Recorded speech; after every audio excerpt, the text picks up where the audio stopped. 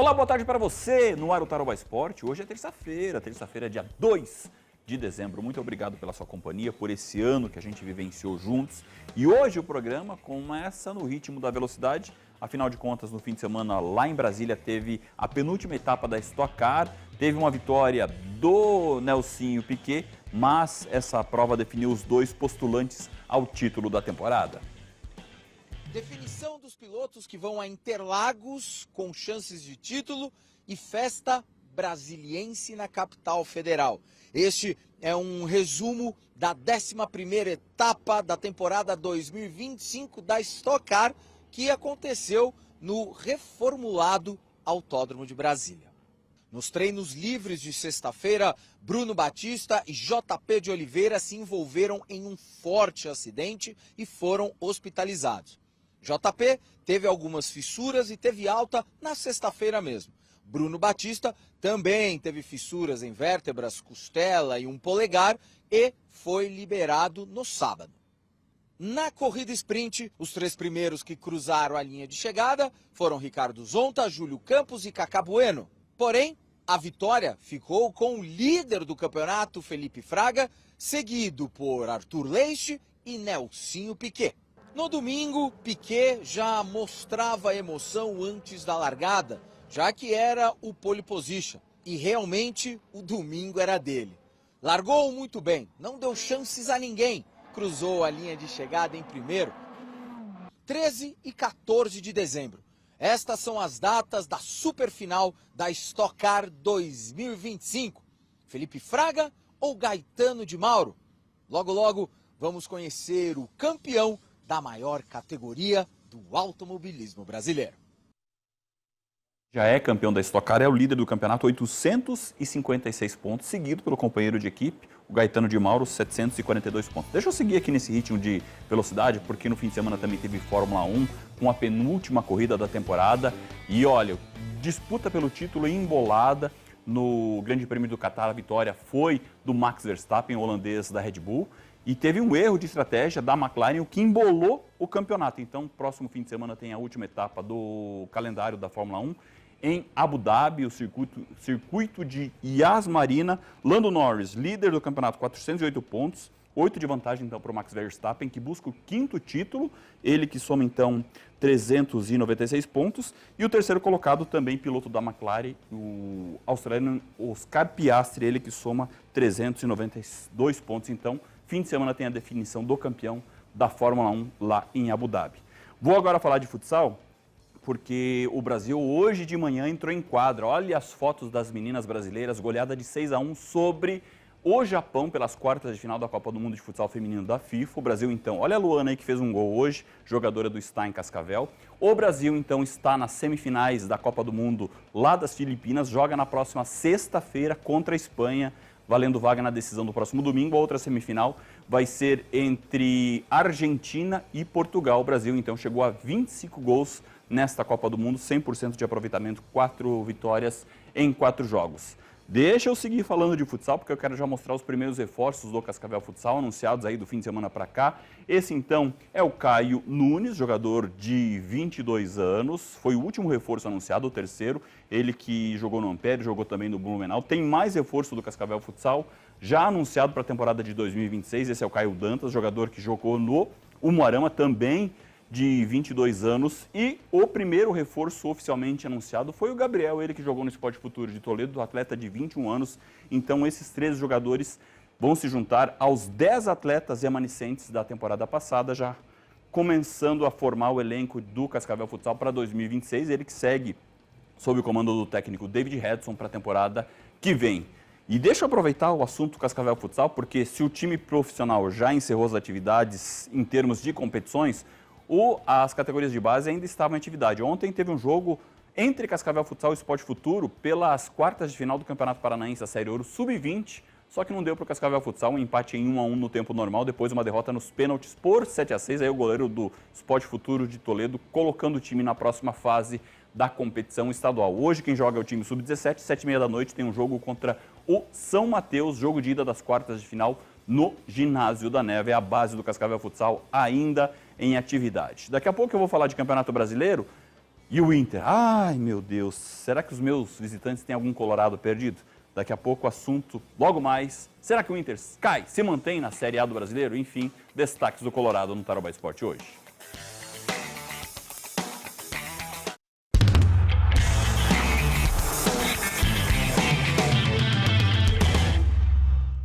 Estamos de volta com o Tarobá Esporte. Daqui a pouco eu vou bater um papo com uma galerinha boa de bola, mas antes vamos falar do Campeonato Brasileiro, porque hoje tem aí a sequência da penúltima rodada da competição. Essa rodada já teve jogos antecipados, mas hoje 2 partidas. Tem o Vasco jogando contra o Mirassol, esse jogo às 7 da noite lá em São Januário. Mais tarde, 9h30 da noite, tem Grêmio e Fluminense lá na Arena Grêmio em Porto Alegre. Esses jogos não influenciam muito a tabela de classificação do campeonato. Deixa eu já mostrar rapidinho então a tabela de classificação do Brasileirão. Flamengo a uma vitória de ser campeão amanhã, pode ser campeão contra o Ceará. Palmeiras vice-líder 70, Cruzeiro 69, Mirassol 63, Botafogo 59, Fluminense 58 e o Bahia 57. Esses 7 times já estão classificados para a próxima Libertadores da América. Lembrando que esse G7 pode virar um G8 se o Cruzeiro ou o Fluminense forem campeões da Copa do Brasil. São Paulo 48 joga com o Inter amanhã, tem o Corinthians também 46, Grêmio 46, Vasco 45, Bragantino 45, Atlético Mineiro 45, aí vem aquela luta contra o rebaixamento, Ceará 43, o Vitória 42, o Santos 41, aí o Inter já na zona do rebaixamento, faltando 2 rodadas para o fim do campeonato, 41 pontos, Fortaleza 40, Juventude e Sport já matematicamente rebaixados. Falando no Inter, como é que vai o Inter para enfrentar o São Paulo amanhã na penúltima rodada do Campeonato Brasileiro? Venham para cá. 2 rodadas do fim do Brasileirão, a zona de rebaixamento. Em menos de 5 dias, muitas mudanças. Goleada histórica sofrida no jogo contra o Vasco em São Januário, demissão da família Dias e crise colorada. Para tentar salvar o time, o retorno de Abel Braga, esperança e polêmica. Abel Braga estará à frente do clube contra o São Paulo na Vila Belmiro amanhã e contra o Bragantino no Beira-Rio na última rodada. Na 17ª posição internacional é o primeiro clube do Z4, com o mesmo número de pontos do Santos e apenas 1 gol a menos que o Peixe no saldo. Parte mental, uma equipe que chega numa situação desse tamanho, desse clube, da qualidade dos jogadores, nem eles conseguem entender muito bem. Nem eles. Eles sabem que deixaram passar muito tempo, deixaram chegar numa situação que quase que irreversível. Mas nós faremos de tudo. Abel Braga participou de 2 atividades e já mostrou que deve fazer mudanças.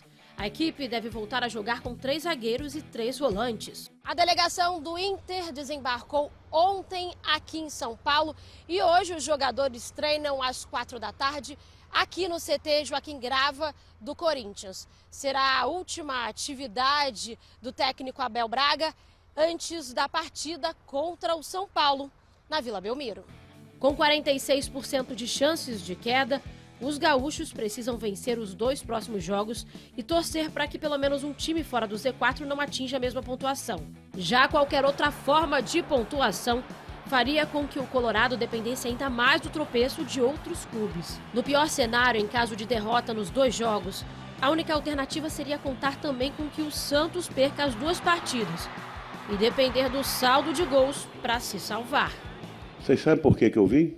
Porque eu acredito. Eu não posso, chegar para vocês, não vai cair. Eu tenho muita convicção que não vai cair.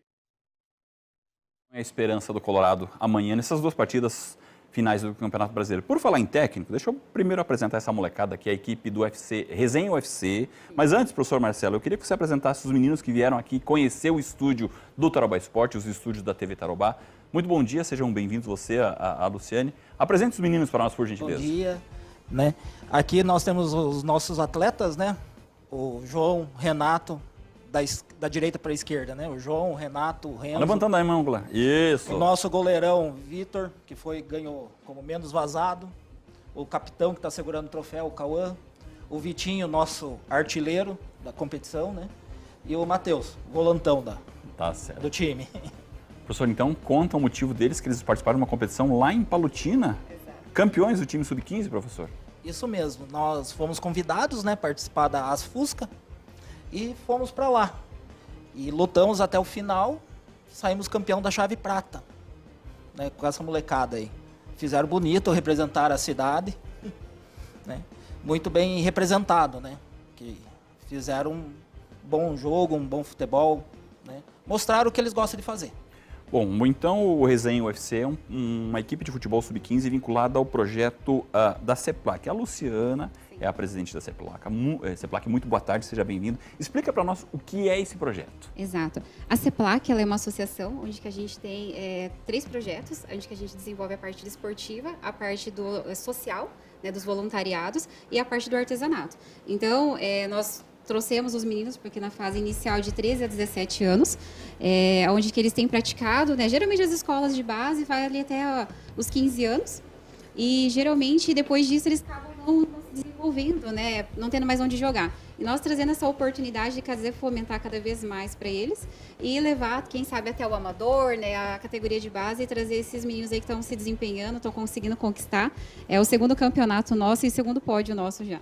Deixa eu entender, vocês têm um foco, então, de ter essa gurizada um pouco maior a partir dos 13 anos? Isso, a partir dos 13 anos, né? Eles começam, ele vai começar com o sub-13, daí o 15, e hoje nós estamos com o sub-15 e 17. Bom, para fechar, então, com vocês dois, teve essa conquista lá em Palotina, mas vocês estão agora inscritos, digamos assim, na Supercopa Aurinegro também? Exatamente. Nós estamos disputando a Liga Oeste, né? Que é o que também dá o campeonato para o Paranaense. Nós estamos aí com o sub-15 e o 17. E também, a partir desse final de semana, a gente vai estar disputando a Supercopa Aurinegro. Tá certo. Marcelo, Luciana, eu queria muito agradecer a presença de vocês aqui no Tarobá Esporte, aos meninos campeões lá em Palotina. E com imagens dessas novas feras do futebol, a gente encerra o Tarobá Esporte dessa terça-feira. Mas amanhã eu volto, 12h45, trazendo mais destaques aí do cenário esportivo nacional com essa disputa do Campeonato Brasileiro. Ótima tarde para vocês, ótima tarde para vocês que nos acompanharam. Obrigada.